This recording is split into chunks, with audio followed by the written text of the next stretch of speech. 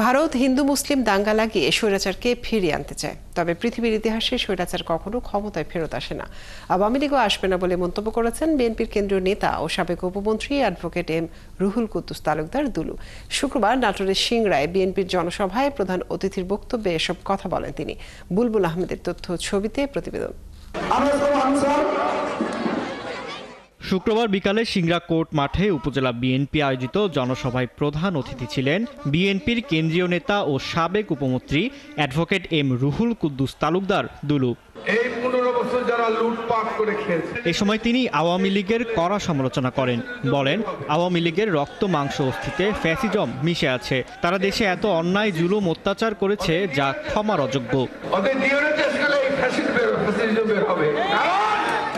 আওয়ামী লীগের জন্মই সন্ত্রাসের মধ্যে দিয়ে জন্ম। এদের কথার মধ্যে দিয়ে এসে অহংকার। ভারত বাংলাদেশ সম্পর্ক নিয়ে তিনি বলেন, উস্কানি দিয়ে হিন্দু মুসলিম দাঙ্গা লাগিয়ে স্বৈরাচারকে আবার ফিরিয়ে আনার পথ তৈরি করতে চায় ভারত, কিন্তু তাদের সেই স্বপ্ন পূরণ হবে না। পার্শ্ববর্তী রাষ্ট্র বাংলাদেশে দাঙ্গা সৃষ্টি করতে চায়। দাঙ্গা বাংলাদেশে উস্কানি দিচ্ছে।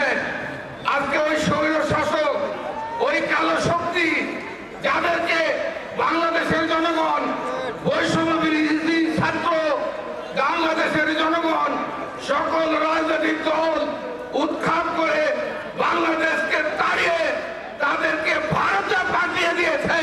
আমাদের মধ্যে একটা বিভেদ সৃষ্টি করে, দাঙ্গা সৃষ্টি করে তারা স্বৈর শাসককে আবারও আনার চেষ্টা করছে।